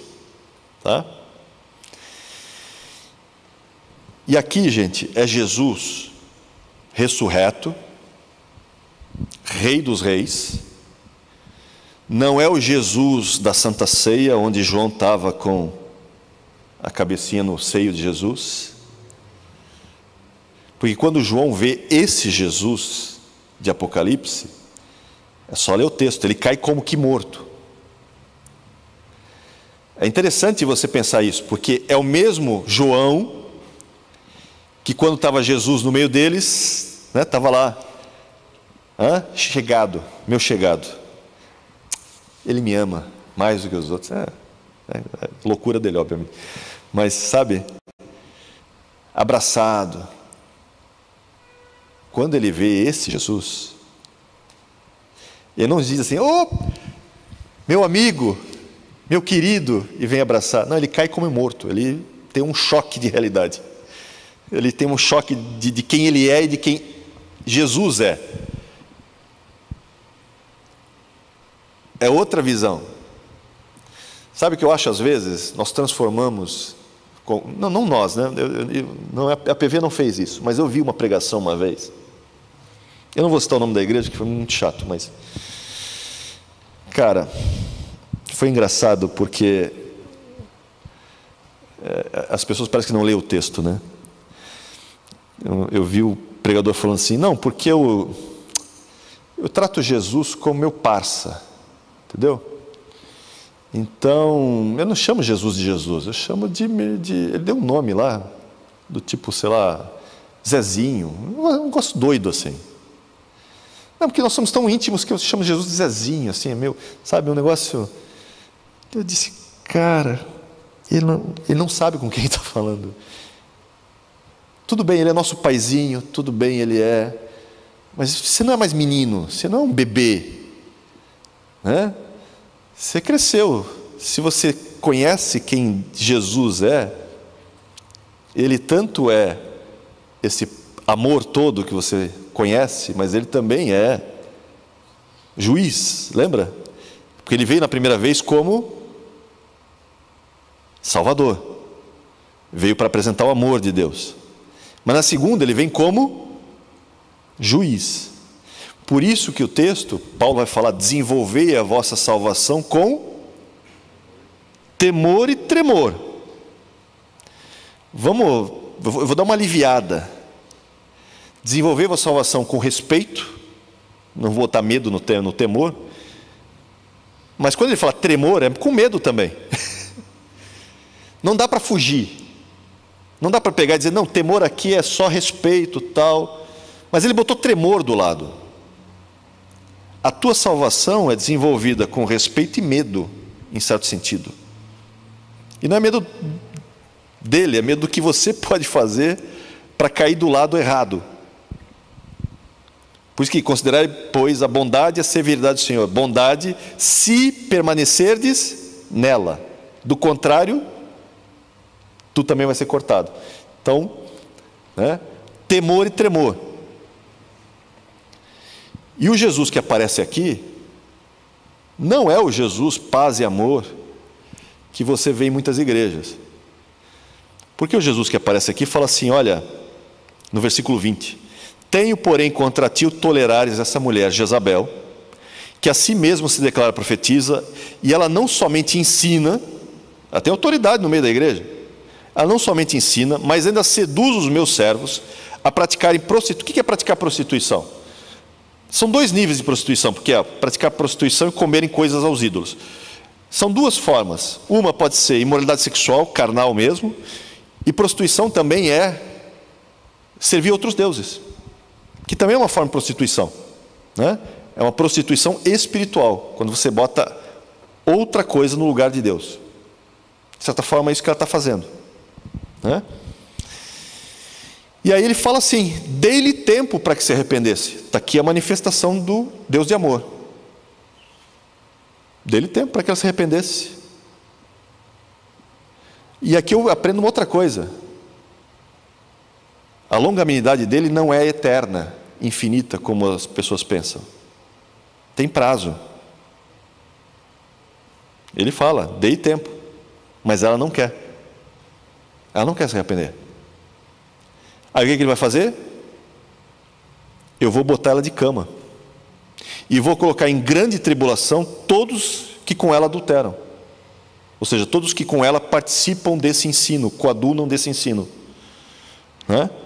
Caso também não se arrependam das obras que ela incita. E aí vem uma que, nossa, as pessoas não leem isso nessas igrejas. Matarei os seus filhos. Quem vai matar? Quem é o sujeito do verbo que vai matar os filhos? Jesus. Ah, Jesus não mata ninguém. Aham. Deus não mata ninguém. Atos 5 deixa isso muito claro, né? Ananias e Safira morreram pela mão de Pedro. Não. Deus os matou.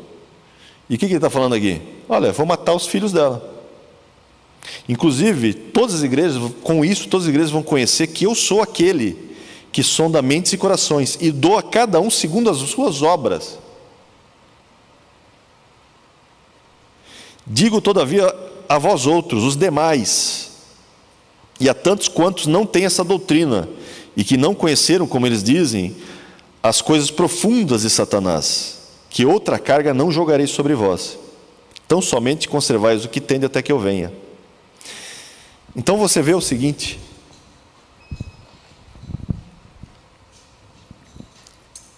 Jesus cuida da sua igreja. Quando você tem situações de divisões, cuidado. Cuidado para não se parecer com Balaão, com Jezabel, com uma outra situação, porque, por exemplo, esse aqui é um caso clássico. Ela está criando um grupo no meio da igreja. E um grupo dividido, porque ele fala dos demais, os demais que não participaram disso, tem outro tratamento. Agora, os que participaram disso, esses eu vou tratar, e vou começar pelo cabeça. E o cabeça já vou botar de cama. Já vou cortar as asinhas dela, porque ela não quis se arrepender. E os que coadunaram com ela, ainda, se necessário, eu vou matar os caras. Lembra? Cuidado. Vocês são templo do Espírito Santo. Cuidado para não destruir o santuário de Deus, porque do contrário, Deus te destrói. É o que está acontecendo aqui. Isso tanto tem um caráter individual como coletivo. Por que individual? Porque lembra, individual também. Porque é o caso, por exemplo, do cara que peca, né? Eu termino com isso. Quando você que é tabernáculo e você vive no pecado, lembra que por mais que você seja filho de Deus, Deus não tolera quem vive no pecado, tolera quem peca e perdoa. 1 João deixa isso muito claro. Mas uma coisa é pecar, a outra é viver no pecado. Tanto que 1 João faz essa distinção. Aquele que é filho de Deus, esse não vive no pecado. Ele pode eventualmente pecar, mas não viver. E como você é tabernáculo e templo do Espírito Santo, e lembra,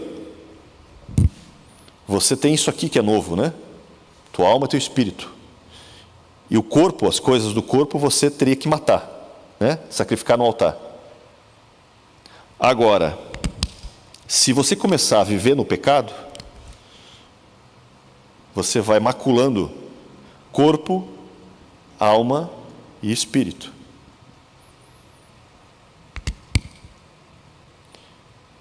Bem, enquanto andarmos na luz como Ele na luz está, nossos pecados são perdoados, certo? Não é isso que diz o texto? São perdoados. Então, é um processo de lavagem rápida e automática. Você está num processo de lavação, limpeza, o sangue de Jesus nos limpa todo o pecado. Então, você está nesse processo. Ótimo. Só que existe uma situação, que é a situação do viver no pecado, porque lembra, o Espírito de Deus está aqui, junto com você. O Espírito Santo está aqui, ó. Você é templo. O que aconteceu com o templo de Salomão? Foi destruído. Por que foi destruído? Por que Deus destruiu o templo de Salomão, por exemplo? Que é um eco de 1 Coríntios 3. Lembra? Cuidado para não destruir o templo, que sois vós, senão Deus te destrói. Isso é realidade. Hoje nós somos a realidade. Aquilo era uma sombra. Por que na sombra Deus destrói a sombra, que é o templo de Salomão? Por causa do pecado. Como é que eu sei disso? Ezequiel, vamos lá, Ezequiel 8, versículo 6. Ezequiel 8, 6. O tabernáculo está lá ainda. Aí ele fala assim, ó, disse-me ainda, filho do homem, né? Porque lembra, ele está no 6º ano, o capítulo começa no versículo 1, né? 6º ano, 6º mês, no dia 5, é quase 666 aqui, né? 6º ano, 6º mês, no 5º dia. Está no limiar do 666. Né? E aí estou eu assentado em minha casa, e ali a mão do Senhor me pega. A mão do Senhor é o Espírito Santo. Lembra? A mão de Deus, o dedo de Deus que escreve é o Espírito Santo, a mão de Deus. E ele pega pelo cabelo. Olha aqui, ó. Estendeu, no versículo 3, estendeu ela dali uma semelhança de mão, me tomou pelos cachos da cabeça, e o Espírito, que é a mão, me levou entre o céu, até a terra e o céu, e me levou para Jerusalém, em visões de Deus. E aí eu vi a entrada da porta do pátio, do templo, né? Ele está falando que ele viu o templo de Salomão. Ele viu o templo lá. E aí ele diz assim, que a glória do Deus de Israel estava ali, né? E aí ele fala, olha, filho do homem, no versículo 6 agora, disse-me ainda, vês o que eles estão fazendo? As grandes abominações que a casa de Israel faz aqui, para que me afaste do meu santuário, pois verás ainda a maiores abominações. O que está acontecendo? Está acontecendo o seguinte, o povo está pecando tanto, que se você ler Ezequiel, capítulo 20, outros textos, você vai ver que o texto deixa claro que o povo e os sacerdotes não somente cometiam pecado no sábado, que é santo, né, como faziam isso no templo, que é santo. Então, no mesmo dia, que é o sábado, eles pecavam em relação ao dia e em relação ao templo. Por isso que ele está falando de grandes abominações, imoralidade sexual e tudo mais, né? E outra, mas não tinha sacrifício, Dionei, todo dia? Porque tinha, né? Lembra? Tinha sacrifício. Só que chega uma hora em que virou rito. Lembra a igreja, né, de Sardes, que fala assim, tu tem nome de que tenha vivo, mas na verdade está morto. Ou seja, na verdade faz tudo, tem rotina, tem liturgia, tem tudo, mas está morta espiritualmente, porque faz por rito. O coração deles não está ali. Simplesmente estão fazendo porque é assim que tem que fazer. E aí começa a pecar cada vez mais. E chega um ponto, é o que o texto diz, que satura de tal maneira que ele fala assim, está vendo as abominações? Essas abominações estão me afastando do santuário, pois você vai ver ainda maiores, que vão fazer o quê? Me tirar do templo. As grandes abominações que eles fizeram, tirou Deus do seu templo. E quando Deus sai do templo, para que o templo serve? Para mais nada. Aí o que Deus faz com o templo? Destrói. Isso aqui é uma sombra, lembra? Hoje você é esse templo. Por isso, só para terminar, por isso que Deus fala, você é templo do Espírito Santo. Cuidado para você, com as tuas ações também, não destruir esse templo, porque senão Deus pode te destruir, como fez com o templo de Salomão. Por isso que o autor de Hebreus vai dizer, olha, cuidado com o engano do pecado que faz o quê? Endurece o coração.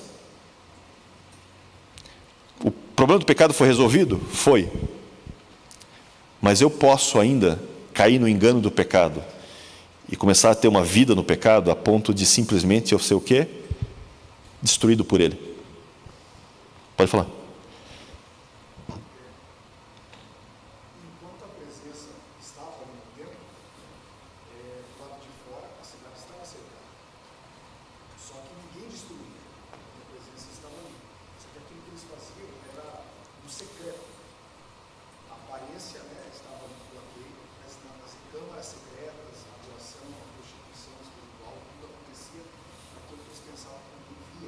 Sim. Por isso que Jesus fala, eu sou aquele que sonda mentes e corações. Ele está evocando o que os profetas, quando Deus fala que eu sou aquele que sonda mentes e corações. O fato de estar cercado é o que Deus estava dando tempo, Sim, estava dando oportunidade. E hoje acontece da mesma maneira, né, pastor? sim, Muitas pessoas que querendo não pregam, cantam, fazem, mas estão cercadas. É porque tem coisas ocultas, coisas que pensam que ninguém vê. E de repente, quando a presença se retira, é o momento que elas voltam. Qual é o problema dessa questão, por exemplo? Isso afeta tanto, volto a dizer, tanto no individual como no coletivo. Lembra que você tinha em Corinto um rapaz que estava dormindo com a madrasta, certo? E nesse contexto de 1 Coríntios 5, Paulo vai dizer, olha, vocês têm que celebrar os pães ázimos, né, corretamente e tal, então tira de vocês o fermento, tira de vocês, né, e comemore os pães ázimos como tem que ser. E aí ele vai falar desse caso, ele fala desse caso desse rapaz. O que é o fermento? O fermento é o pecado. E ele está falando o seguinte, olha, no meio de vocês tem um cara, uma maçã podre aí. Olha, não dá, tem que tirar essa maçã podre, e se vocês não tirarem, eu vou entregar para Satanás, para quem sabe ele ainda seja salvo, porque eu não sei até o dano no templo dele, do espírito dele, até onde o dano foi. Eu espero que tenha sido só no corpo, porque daí ainda dá para salvar a alma. Ou seja, talvez ele ainda tenha o Espírito Santo nele. Então é melhor que ele morra agora, do que se ele continuar fazendo isso, Deus destrói ele, o Espírito Santo sai, né? Só que não é só dele, é tirar ele do meio da igreja. Por quê? Porque o pecado no meio enfraquece a igreja. O pecado no meio traz juízo sobre a igreja. Exemplo, a gente acabou de ler, Tiatira. Você tem uma Jezabel criando um núcleo no meio, tem pecado no meio do povo.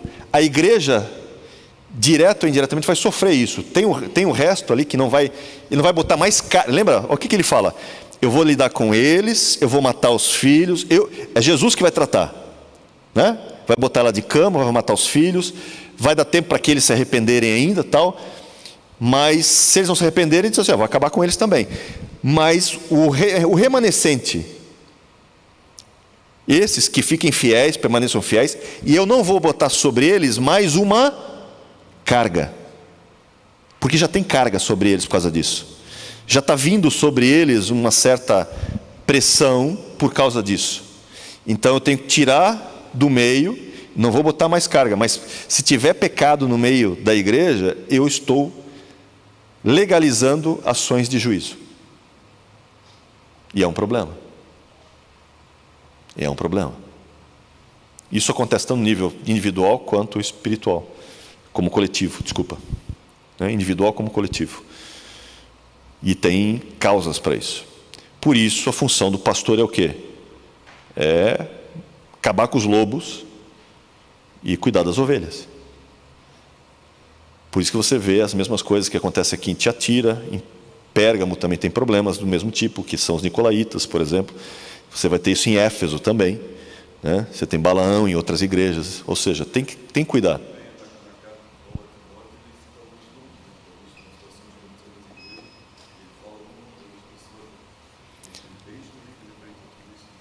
Por isso a unidade é fundamental, gente. Por isso a unidade de propósito é fundamental. Não tem como fugir disso. A gente esquece isso às vezes, mas não pode esquecer. A gente precisa viver isso. Então, só para terminar, né? A gente quer um avivamento? Queremos. A dúvida é, o quanto? A ponto de quê? A ponto de perseverar até quanto? A gente quer transformar a cidade, a gente quer ganhar, né, o Brasil, Europa, Estados Unidos, a gente quer. O problema é, a gente está disposto a batalhar para que isso aconteça?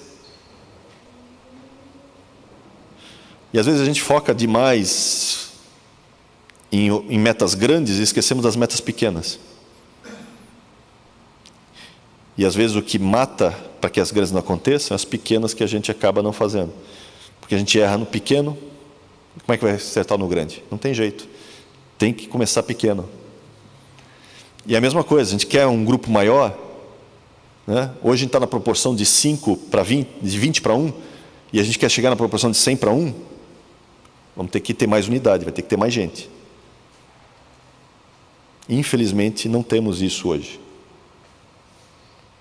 Se for para medir a febre, como igreja, a gente tem muito para crescer. Mas precisamos primeiro começar por nós aqui, ó. Do contrário, gente, você vai ter essa vida de cristão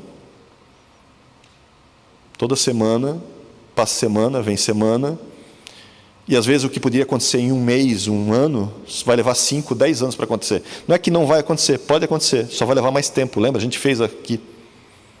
Não estou dizendo que não vai acontecer. Pode acontecer. Mas pode demorar tanto tempo que você nem vai ver. Talvez você nem esteja mais aqui. Vai acontecer na próxima geração só, porque essa geração já passou. A gente tem que acordar e botar a mão no arado. Amém? Desculpa que eu falei demais hoje, mais uma vez. Perdão, obrigado, gente. Deus abençoe.